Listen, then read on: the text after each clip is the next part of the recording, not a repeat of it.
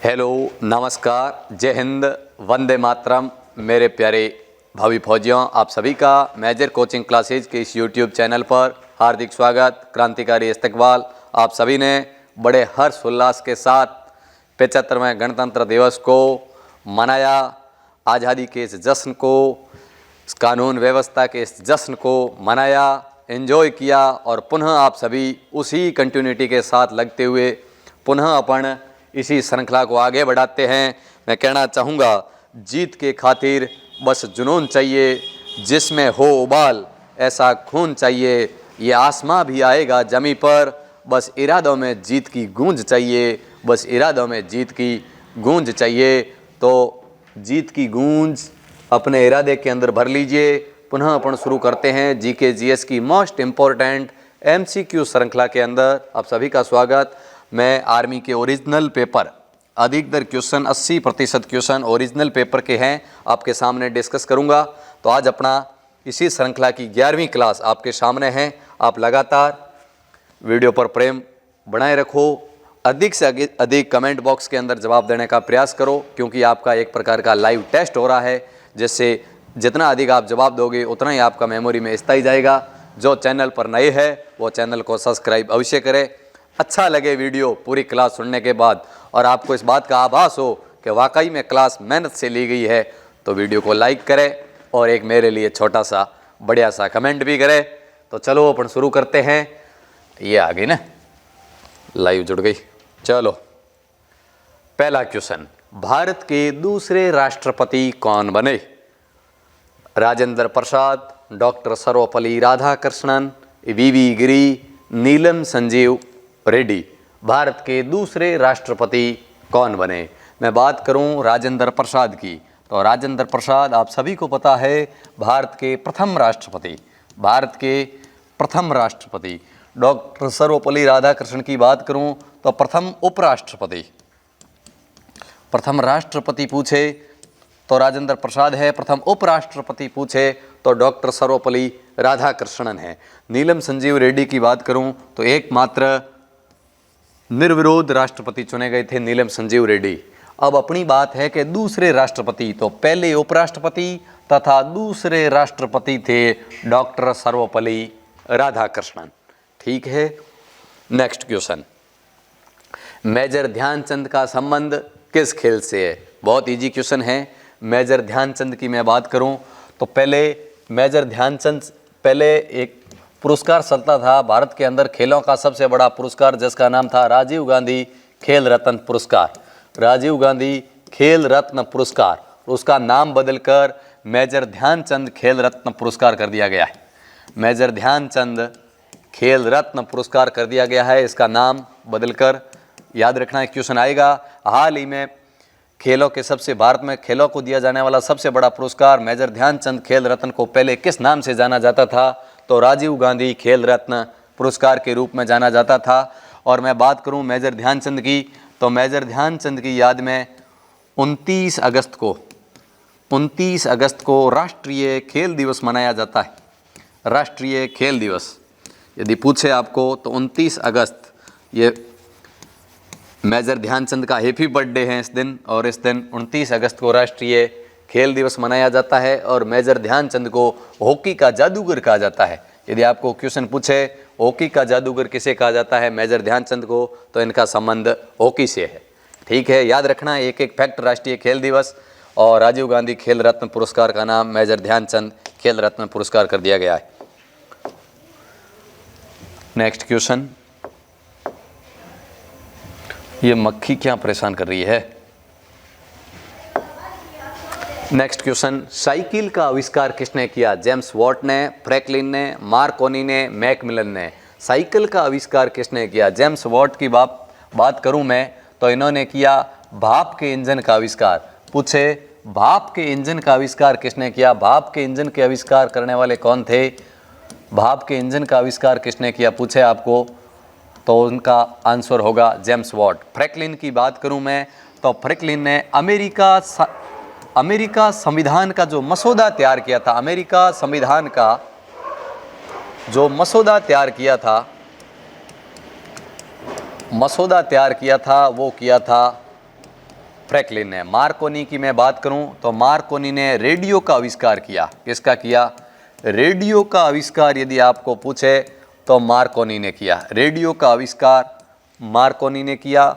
और साइकिल का आविष्कार पूछे तो ऑप्शन नंबर डी मैकमिलन ने किया।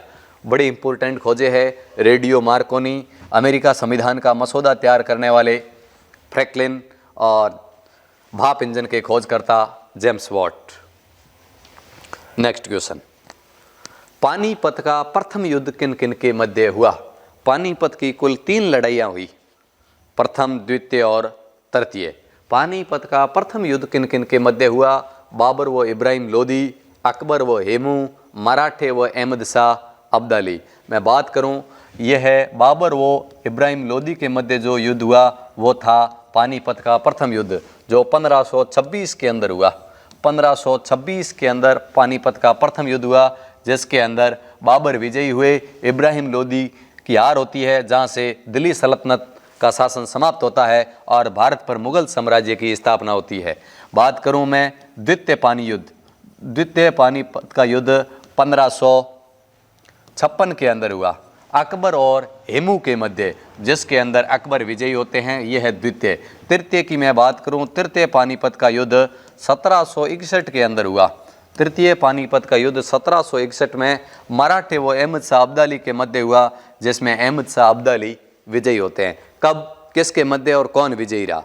तीनों फैक्ट आपके सामने हैं। तीनों पानीपत के युद्ध 1526, 1556, 1761। अपना क्वेश्चन है प्रथम पानीपत का युद्ध तो बाबर व इब्राहिम लोदी के मध्य हुआ, जिससे दिल्ली सल्तनत का अंत हुआ और मुगल साम्राज्य की स्थापना हुई।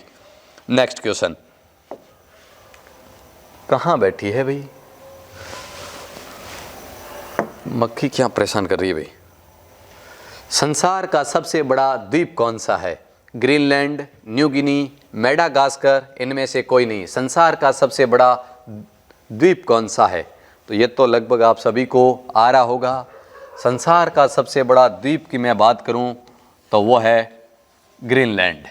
और न्यू गिनी की मैं बात करूं, दूसरा सबसे बड़ा द्वीप यदि आपको पूछे तो वो है न्यू गिनी, सबसे बड़ा पूछे तो है ग्रीनलैंड। अब आपको ये बताना है कि ग्रीनलैंड पर राजनीतिक अधिकार किसका है। इसकी भौगोलिक स्थिति अलग है, राजनीतिक स्थिति अलग है। राजनीतिक अधिकार, ग्रीनलैंड पर राजनीतिक अधिकार किस देश का है? ये आप मुझे कमेंट बॉक्स के अंदर बताओगे। आप सर्च करोगे कि ग्रीनलैंड भौतिक स्थिति में कहाँ स्थित है और इसके ऊपर राजनीतिक अधिकार किसका है, ये आपको सर्च करके ढूंढना है। और मैं बात करूं सबसे बड़ा द्वीप पूछे तो ग्रीनलैंड है। सबसे बड़ा द्वीप समूह पूछे, यानी द्वीपों का समूह, सबसे बड़ा यदि आपको द्वीप समूह पूछे तो उसका राइट आंसर इंडोनेशिया होगा। कंफ्यूज बिल्कुल नहीं होना है। सबसे बड़ा द्वीप पूछे तो ग्रीनलैंड है, सबसे बड़ा द्वीप समूह पूछे तो इंडोनेशिया है। यानी इसके अंदर बहुत सारे द्वीप है जिनका समूह बना हुआ है, इंडोनेशिया देश है और वो ग्रीनलैंड द्वीप है। इस पर राजनीतिक अधिकार किसका है, शासन किसके द्वारा चलाया जाता है, वो बताना है। अंतर्राष्ट्रीय अहिंसा दिवस का संबंध किससे है? अंतर्राष्ट्रीय अहिंसा दिवस, अंतर्राष्ट्रीय अहिंसा की मैं बात करूं तो वो मनाया जाता है, जैसे अपना ऑप्शन है कि पंडित जवाहरलाल नेहरू, भगत सिंह, इंदिरा गांधी, महात्मा गांधी। तो बताओ, यानी अंतर्राष्ट्रीय अहिंसा दिवस 2 अक्टूबर को मनाया जाता है। तो जिनका अंतर्राष्ट्रीय अहिंसा का संबंध किससे है तो वो है महात्मा गांधी से। नेक्स्ट क्वेश्चन, सरदार सरोवर योजना किस नदी पर संचालित है? ये कई एग्जामों में बहुत इजी क्वेश्चन है, लेकिन आप आर्मी के तो पेपर उठा के देखोगे तो ये क्वेश्चन कई बार एग्जाम के अंदर सीधा कॉपी हुआ है। सरदार सरोवर योजना किस नदी पर संचालित है? नर्मदा, भागीरथी, झेलम, चेनाब। चेनाब नदी पर मैं बात करूं तो एक बहुत बड़ी फेमस परियोजना है जिसका नाम है दुलहस्ती। यदि आपको पूछे दुलहस्ती परियोजना किस नदी पर है, दुलहस्ती परियोजना, तो वह है चेनाब नदी पर। यदि झेलम की मैं बात करूं तो तुलबुल। यदि आपको पूछे तुलबुल परियोजना किस नदी पर है, तुलबुल परियोजना, तो वो है झेलम नदी पर। और भागीरथी की मैं बात करूं तो ये भारत का सबसे बड़ा बांध, सबसे ऊंचा बांध टिहरी बांध। यदि आपको पूछे ना टिहरी परियोजना किस नदी पर है तो वह है भागीरथी नदी पर। तो ये तीनों इनकी परियोजना याद रखनी है आपको, दुलहस्ती, तुलबुल, टिहरी और सरदार सरोवर योजना की मैं बात करूं तो ये है नर्मदा नदी पर। बहुत इंपॉर्टेंट क्वेश्चन है क्योंकि इसके विपरीत में नर्मदा बचाओ आंदोलन भी चला था, इसलिए ये बहुत चर्चित रहा था उस समय, इसलिए कई बार एग्जाम में पूछा हुआ है। सरदार सरोवर बांध नर्मदा नदी पर है। भारतीय सैन्य अकादमी कहाँ स्थित है? इंडियन मिलिट्री एकेडमी IMA कहाँ स्थित है? नई दिल्ली, खड़गवासला, नागपुर, देहरादून। ये बहुत पूछा जाता है। ये है क्या? राष्ट्रीय रक्षा अकादमी। यदि आपको पूछे, जिसको इंग्लिश में कहते हैं नेशनल डिफेंस एकेडमी NDA, यदि आपको पूछे NDA कहाँ पर है, तब तो है खड़गवासला। और पूछ ले भारतीय सैन्य अकादमी इंडियन मिलिट्री एकेडमी, तो वो है देहरादून के अंदर। याद रखना है, आपको कंफ्यूज बिल्कुल नहीं होना है। NDA पूछे तो खड़गवासला पुणे महाराष्ट्र के अंदर है, और भारतीय सैन्य अकादमी पूछे तो देहरादून के अंदर है। ठीक है ना? इंग्लिश नाम भी याद रखना है इनका, नेशनल डिफेंस एकेडमी और Indian military academy. Next question, Bharat की सबसे बड़ी पेट्रोलियम रिफाइनरी कहाँ स्थित है? भारत की सबसे बड़ी पेट्रोलियम रिफाइनरी डिगबोई, विशाखापट्टनम, मुंबई, जामनगर। भारत के अंदर सबसे पहले जो तेल का कुआं खोजा गया था वो डिगबोई असम के अंदर खोजा गया था। और प्रथम रिफाइनरी यदि आपको पूछे, भारत की प्रथम रिफाइनरी भी कहाँ लगी थी, तो डिगबोई के अंदर लगी थी। और सबसे बड़ी रिफाइनरी यदि भारत की आपको पूछे तो वो है जामनगर, गुजरात। सबसे बड़ी रिफाइनरी पूछे तो वो है जामनगर, गुजरात। नेक्स्ट क्वेश्चन, गौतम बुद्ध ने अपना पहला उपदेश कहाँ दिया था? गौतम बुद्ध से संबंधित अपन, जैसे मैं सीरीजें लाऊंगा आगे आपके लिए, सारे प्रमुख गौतम बुद्ध से जीवन से संबंधित सारी घटनाएं, किन किन गृह त्याग की घटना क्या कहलाती है, ज्ञान प्राप्ति क्या कहलाती है, सारी बातें अपन करेंगे। यानी जब उन्होंने मोक्ष प्राप्त किया उस घटना को क्या कहते हैं, ज्ञान प्राप्ति को क्या कहते हैं, एक एक पॉइंट को अलग अलग नाम से जाना जाता है, क्या संबंध है। अब अपने बात सबसे ज़्यादा आर्मी का फेवरेट क्वेश्चन है, ये बहुत बार पूछा हुआ है कि गौतम बुद्ध ने अपना पहला उपदेश कहाँ दिया? वैशाली, लुम्बिनी, सारनाथ, बोधगया। वैशाली की मैं बात करूं तो वैशाली के अंदर तो गौतम बुद्ध ने सर्वाधिक वो वर्षावास किया, जिसको अपन बोलते हैं ना मारवाड़ी में सोमासो। ये वर्षावास सबसे ज़्यादा इन्होंने वैशाली के अंदर किया। लुम्बिनी के अंदर तो गौतम बुद्ध का जन्म हुआ था। जन्म यदि पूछे तो लुम्बिनी ग्राम नेपाल के अंदर हुआ था। और सारनाथ की मैं बात करूं तो गौतम बुद्ध ने अपना जो पहला उपदेश दिया था वो सारनाथ में दिया था। बोधगया की मैं बात करूं तो ज्ञान प्राप्ति गौतम बुद्ध को कहाँ हुई थी? तो वो हुई थी बोधगया के अंदर। एक और स्थान है जिसका नाम है श्रावस्ती। श्रावस्ती की मैं बात करूं तो सर्वाधिक उपदेश दिए थे श्रावस्ती में। सर्वाधिक उपदेश तो श्रावस्ती में दिए थे, लेकिन सर्वप्रथम उपदेश सारनाथ में दिया था। और सर्वाधिक वर्षावास वैशाली के अंदर किए थे, जन्म लुम्बिनी में हुआ था और ज्ञान प्राप्ति बोधगया के अंदर हुई थी। सारे स्थान सुमेलित असुमेलित के रूप में पूछा जा सकता है। और पहला उपदेश मैंने इन सभी में जो इंपॉर्टेंट था वो आपके लिए सीधा क्वेश्चन बनाया, गौतम बुद्ध से रिलेटिव स्थानों से संबंधित ये क्वेश्चन। आप ओरिजिनल पेपर यदि पढ़ोगे, मैंने ओरिजिनल पेपर का कॉपी किया है, और आप पढ़ोगे तो आपको ये क्वेश्चन कई पेपरों में देखने को मिलेगा। ठीक है नहीं? नेक्स्ट क्वेश्चन, हजारों झीलों का देश किसे कहा जाता है? उपनाम से संबंधित आर्मी के अंदर क्वेश्चन पूछे जाते हैं। आर्मी, SSC, रेलवे, कोई भी एग्जाम हो उनके रिलेटिव ये क्वेश्चन पूछे ही जाते हैं। हजार झीलों का देश या हजारों झीलों का देश किसे कहा जाता है? हजार झीलों का देश थाईलैंड, ग्रीनलैंड, फिनलैंड, इंग्लैंड। हजार झीलों का देश। थाईलैंड की मैं बात करूं तो थाईलैंड को कहते हैं सफेद हाथियों का देश। थाईलैंड को कहते हैं सफेद हाथियों का देश। सफेद हाथियों का देश यदि आपको पूछे तो वह है थाईलैंड। और हजार झीलों का देश आपको यदि पूछे तो वो है फिनलैंड। मध्य रात्रि का सूर्य आपको पूछे तो वो है नॉर्वे। उगते हुए सूर्य की धरती किसे कहते हैं? ये आप कमेंट करके बताओगे। उगते हुए सूर्य की धरती किसे कहते हैं? और डूबते हुए या सूर्यास्त की धरती आपको पूछे तो वो है इंग्लैंड। सूर्यास्त की धरती किसे कहा जाता है? तो वो कहा जाता है इंग्लैंड को। नेक्स्ट क्वेश्चन, लोकसभा सदस्य का चयन किया जाता है। लोकसभा सदस्यों को किस प्रकार चयनित किया जाता है? प्रत्यक्ष निर्वाचन द्वारा, अप्रत्यक्ष निर्वाचन द्वारा, राष्ट्रपति द्वारा मनोनीत या राज्यपाल द्वारा मनोनीत। लोकसभा सदस्य मेंबर ऑफ पार्लियामेंट, लोकसभा सदस्यों का मनोनयन चयन किस प्रकार किया जाता है? राज्यपाल उनको राज्यपाल तो मनोनीत करता है विधान परिषद के अंदर। यदि विधानमंडल में 2 हो, विधानसभा और विधान परिषद के अंदर सदस्यों को मनोनीत राज्यपाल करता है। राष्ट्रपति राज्यसभा के अंदर 12 सदस्यों को मनोनीत करता है।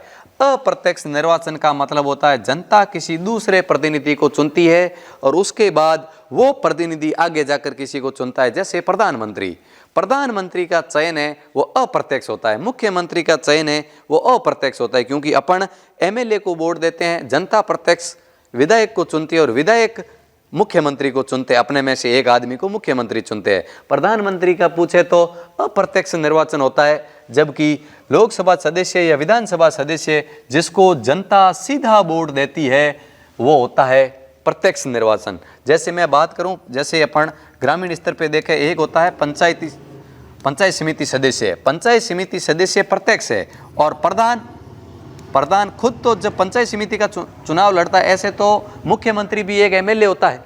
भाई एमएलए पद बनेगा नहीं तो उसको 6 महीनों के अंदर अंदर ग्रहण करना पड़ेगा। प्रधानमंत्री भी या तो लोकसभा या राज्यसभा का सदस्य होगा, नहीं होगा तो 6 महीने के अंदर बढ़ना पड़ेगा। वो खुद का चुनाव तो प्रत्यक्ष जीतेगा, लेकिन प्रधानमंत्री पद के लिए, मुख्यमंत्री पद के लिए, या मैं बात करूं जैसे प्रधान पद के लिए, प्रधान को जनता वोट थोड़ी देती है, प्रधान को पंचायत समिति सदस्य देते हैं, तो यह प्रत्यक्ष निर्वाचन हो गया। लोकसभा सदस्य प्रत्यक्ष है, मुख्यमंत्री यदि प्रधानमंत्री पूछे तो अप्रत्यक्ष निर्वाचन है।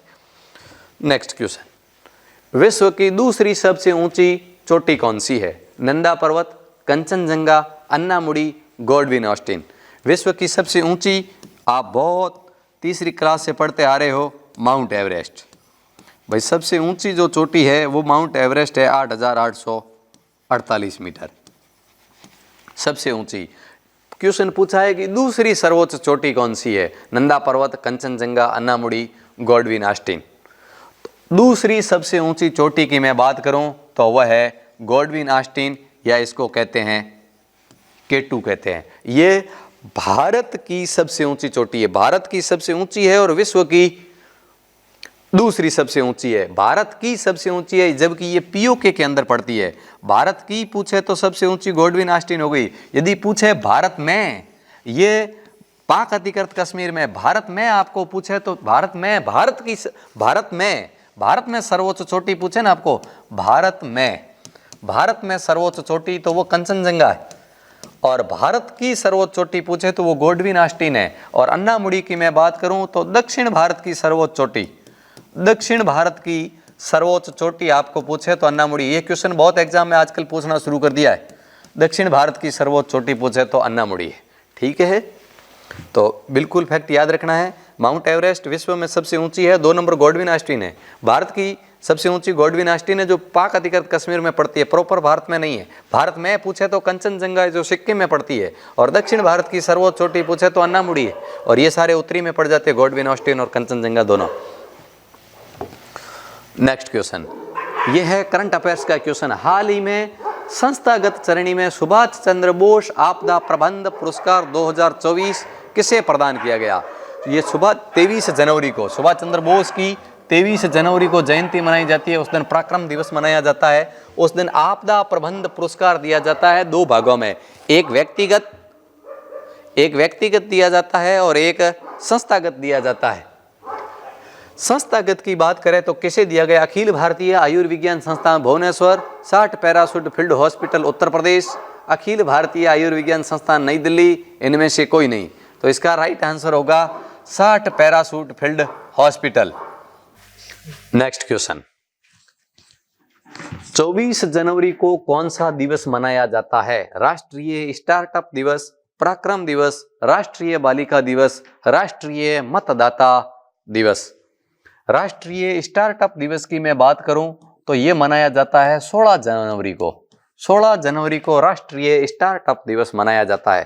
पराक्रम दिवस की मैं बात करूं तो 23 जनवरी को पराक्रम दिवस मनाया जाता है। और राष्ट्रीय मतदाता दिवस की मैं बात करूं तो यह मनाया जाता है 25 जनवरी। और 26 जनवरी को मनाया जाता है गणतंत्र दिवस। और राष्ट्रीय बालिका दिवस 24 जनवरी। तो याद रखना है 23 को पराक्रम, 24 को राष्ट्रीय बालिका, 25 को मतदाता, 26 को गणतंत्र दिवस। ठीक है ना। और आप कमेंट करके मुझे बताओगे कि भारत के सर्वोच्च न्यायालय की स्थापना कब हुई है। इसी के याद में मनाया जा रहा है। ये आप सर्च करोगे तो भूलोगे नहीं, दोनों रिलेटिव है। भारत का जो सुप्रीम कोर्ट है, सुप्रीम कोर्ट की स्थापना कब हुई, ये आप कमेंट बॉक्स के अंदर कमेंट करके बताओगे। सर्वोच्च न्यायालय की स्थापना कब हुई। ये थे जीके के 15 क्वेश्चन। ये आपके सामने 2 फरवरी 2024 को साय 4 बजे न्यू बैच प्रारंभ होने जा रहा है। आर्मी अग्निवीर का लिखित बैच प्रारंभ होने जा रहा है। नेक्स्ट क्वेश्चन, रक्त का थक्का किस विटामिन के कारण बनता है। Vitamin B, vitamin C, vitamin D, vitamin K. रक्त का थक्का vitamin B, vitamin C, vitamin D और विटामिन के। तो रक्त का थक्का बनाने में सहायक है विटामिन के। मुख के अर्धपाचित भोजन क्या कहलाता है। मुंह के अंदर अर्धपाचित भोजन को क्या कहते हैं। बोलस, काइम, काइल, इनमें से कोई नहीं। काइम की मैं बात करूं तो आमाशय के अंदर जो भोजन का रूप होता है, आमाशय के अंदर भोजन का रूप काइम कहलाता है। और छोटी आंत के अंदर भोजन का जो रूप होता है वो काइल कहलाता है। और मुंह के अंदर भोजन का जो रूप है वो बोलस कहलाता है। नेक्स्ट क्वेश्चन, जीन कहां पाए जाते हैं। डीएनए पर, आरएनए पर, गुणसूत्रों पर, इनमें से कोई नहीं। जीन कहां पाए जाते हैं। जो पीढ़ी दर पीढ़ी लक्षणों को, माता पिता के लक्षणों को संतान में आगे बढ़ाते हैं वो जीन होते हैं। अनुवांशिकी की क्रियात्मक एवं संरचनात्मक इकाई जीन होती है। अनुवांशिकी की यदि क्रियात्मक इकाई पूछे ना, अनुवांशिकी की क्रियात्मक इकाई पूछे तो वो जीन है। और जीन कहां पाए जाते हैं तो ये गुणसूत्रों पर पाए जाते हैं। नेक्स्ट क्वेश्चन, निम्न में से जीवाणु जनित रोग है। जीवाणु जनित रोग है। एड्स की मैं बात करूं तो वायरस जनित एड्स है जो वायरस जनित रोग है। रेबीज की मैं बात करूं तो वायरस जनित रोग है। मलेरिया की मैं बात करूं तो प्रोटोजोआ। मैं जल्दी आपके सामने एक रोगों की क्लास ले आऊंगा। बस 4-5 दिन से एक मैं अपलोड कर दूंगा आपके क्लास, शानदार ट्रिक के माध्यम से। फिर आपके ये क्वेश्चन हमेशा राइट होगा। तपेदिक जिसको टीबी या क्षय रोग कहते हैं, जिसको ये जीवाणु जनित रोग है। नेक्स्ट क्वेश्चन, तरंग दैर्ध्य किसका मात्रक है। डेसिबल। तरंग दैर्ध्य का मात्रक क्या है। तरंग दैर्ध्य का मात्रक क्या है। Decibel, pascal, hertz, angstrom. Decibel में बात करूं तो ध्वनि की तीव्रता, ध्वनि की तीव्रता या ध्वनि की प्रबलता का मात्रक आपको पूछे तो वो है डेसिबल। पास्कल की मैं बात करूं तो दाब का मात्रक, दाब का मात्रक आपको पूछे तो पास्कल है। और यदि हर्ट्ज की मैं बात करूं तो ध्वनि की आवृत्ति का मात्रक, ध्वनि की आवृत्ति का मात्रक यदि आपको पूछे तो हर्ट्ज है। और एंगस्ट्रम, तरंग दैर्ध्य का मात्रक एंगस्ट्रम है। कौन है। एंगस्ट्रम। नेक्स्ट क्वेश्चन, वेग में परिवर्तन की दर क्या कहलाती है। बल, वेग, त्वरण, आवेग। वेग में परिवर्तन की दर त्वरण कहलाती है। वेग में परिवर्तन की दर को त्वरण कहते हैं। नेक्स्ट क्वेश्चन, फोटोग्राफी में किसका उपयोग किया जाता है। फोटोग्राफी में किसका उपयोग किया जाता है। Silver bromine, silver nitrate, silver chlorine और कैल्शियम सल्फेट। फोटोग्राफी में किसका उपयोग किया जाता है तो आपको याद रखना है ब्रो। ब्रो क्या खींच, ब्रो फोटो खींच, ब्रो फोटो खींच, बिल्कुल याद रह जाएगा। ब्रो क्या खींच, फोटो खींच, ले मेरी फोटो ले। तो क्या हो जाएगा, सिल्वर ब्रोमीन। फोटोग्राफी में सिल्वर ब्रोमीन का उपयोग किया जाता है। सर्वप्रथम परमाणु के बारे में जानकारी किसने दी। वैसे जानकारी John Dalton, Rutherford, J Thomson, Goldstein. जानकारी की यदि बात करें पूर्ण संपूर्ण एक्सप्लेन तो साइंस की भाषा में नहीं कर पाए। सबसे पहले जानकारी का क्रेडिट तो वैसे माने तो महर्षि कणाद को भी जाता है, लेकिन बाई ऑप्शन ये सिर्फ भारत के संदर्भ में, पूरे विश्व के संदर्भ में अपन माने तो परमाणु के बारे में या परमाणु का जनक किसे कहा जाता है तो वो कहा जाता है जॉन डाल्टन को। गोल्डस्टीन की मैं बात करूं तो गोल्डस्टीन ने किसकी खोज की थी? गोल्डस्टीन ने की थी प्रोटॉन की खोज। प्रोटॉन की खोज करने वाले कौन थे? और थॉमसन की मैं बात करूं तो इन्होंने इलेक्ट्रॉन की खोज की। किसकी खोज की? इलेक्ट्रॉन की खोज जे थॉमसन ने की। रदरफोर्ड की मैं बात करूं तो रदरफोर्ड ने नाभिक की खोज की थी, अल्फा बीटा किरणा की खोज की थी, नाइट्रोजन गैस की खोज रदरफोर्ड ने की थी। ठीक है, तो ये परमाणु के बारे में जानकारी या परमाणु का जनक किसे कहा जाता है? तो जॉन डाल्टन को कहा जाता है। और सर्वप्रथम जानकारी यदि पूछे ऑप्शन बाई ऑप्शन में हो, इनको वैसी मान्यता भारत तक महर्षि कणाद ने दी थी कि परमाणु छोटे छोटे कणों से मिलकर बना हुआ होता है, और जॉन डाल्टन ने कहा था छोटे छोटे कणों से मिलकर बना हुआ होता है जिसका नाम परमाणु है। तो परमाणु के वास्तविक खोजकर्ता जॉन डाल्टन को माना गया है। नेक्स्ट क्वेश्चन, थर्मामीटर में किसका प्रयोग किया जाता है? पारा, तांबा, आयरन, जल। थर्मामीटर जिससे तापमान मापा जाता है, शरीर का तापमान मापा जाता है थर्मामीटर के माध्यम से, तो थर्मामीटर के अंदर किसका प्रयोग किया जाता है? तो थर्मामीटर के अंदर पारे का प्रयोग किया जाता है। और सामान्य स्वस्थ आदमी के शरीर का तापमान 37 डिग्री सेल्सियस या 98.6 डिग्री फ़ारेनहाइट होता है। नेक्स्ट क्वेश्चन, रोग प्रतिरोधक पेनिसिलिन कहां से प्राप्त की जाती है? यानी रोग प्रतिरोधक, ये पेनिसिलिन की मैं बात करूं, बहुत इंपॉर्टेंट फैक्ट है भाई, पेनिसिलिन की मैं बात करूं, ये पेनिसिलिन प्रथम एंटीबायोटिक है। प्रथम एंटीबायोटिक या एंटीबायोटिक को कहते हैं क्या? रोग प्रतिरोधक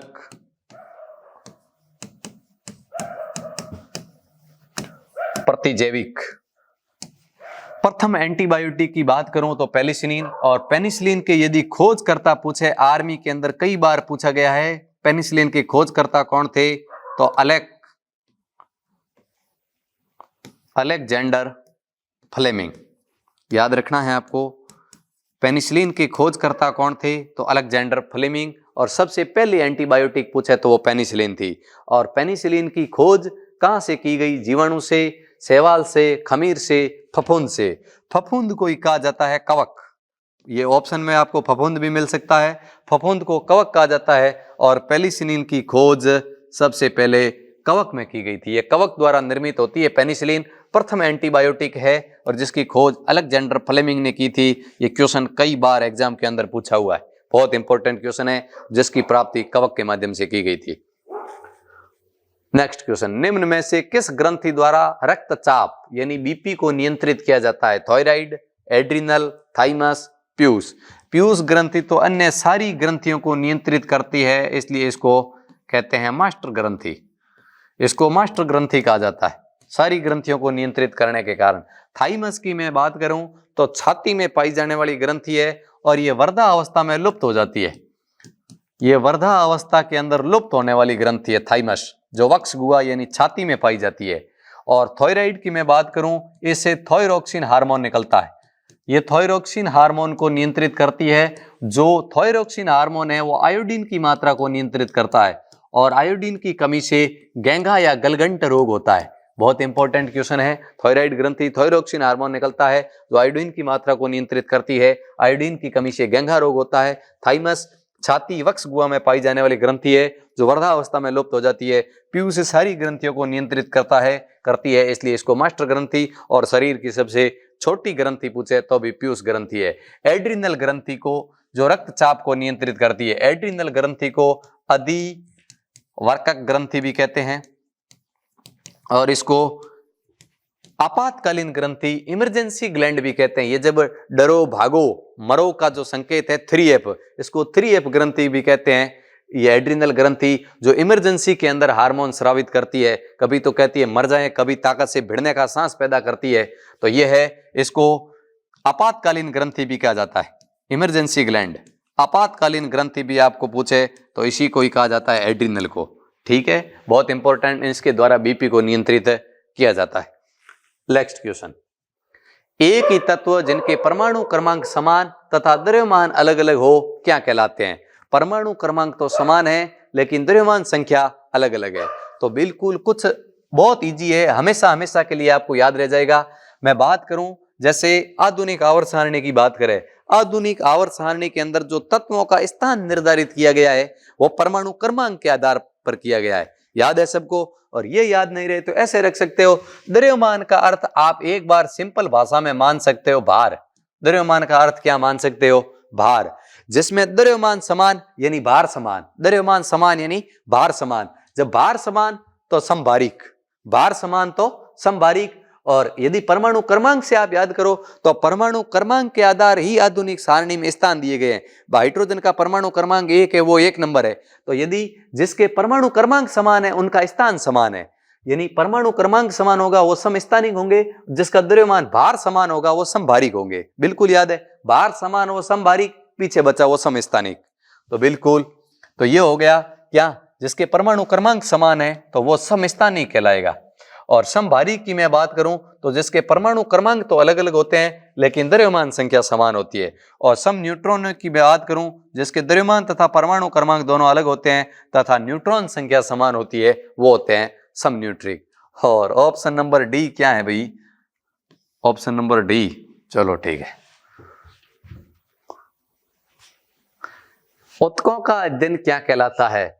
साइटोलॉजी, हिस्टोलॉजी, एंजियोलॉजी, हेमेटोलॉजी। ऊतकों का अध्ययन क्या कहलाता है? साइटोलॉजी की मैं बात करूं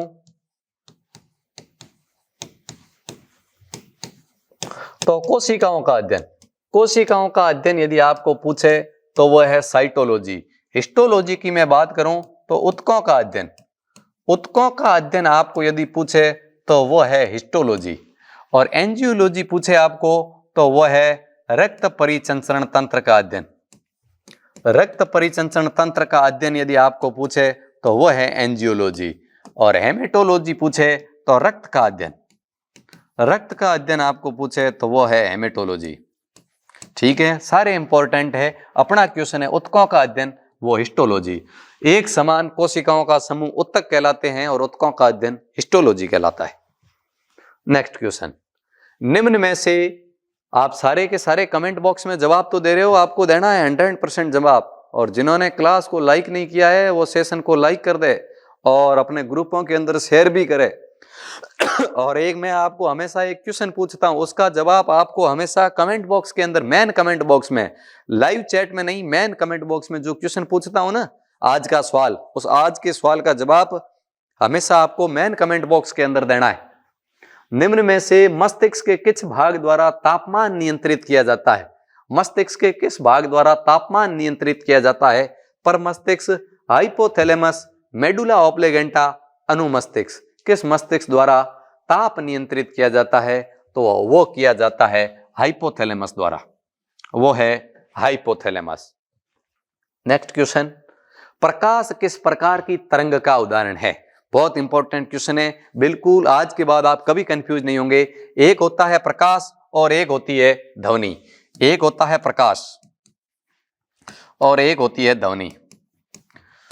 एक होता है अनुप्रस्थ और एक होता है अनुदैर्ध्य। बिल्कुल कतई डरने की जरूरत नहीं है। आप देखिए, प्रकाश, प्रकाश में प है और अनुप्रस्थ में प है, प से प, प से प, प्रकाश अनुप्रस्थ तरंग है। ध्वनि में ध है, अनुदैर्ध्य में ध है, ध से ध। ध्वनि अनुदैर्ध्य तरंग है और प्रकाश अनुप्रस्थ तरंग है। बहुत फेमस क्वेश्चन है, एग्जाम के अंदर आता है। तो प्रकाश किस प्रकार की तरंग है?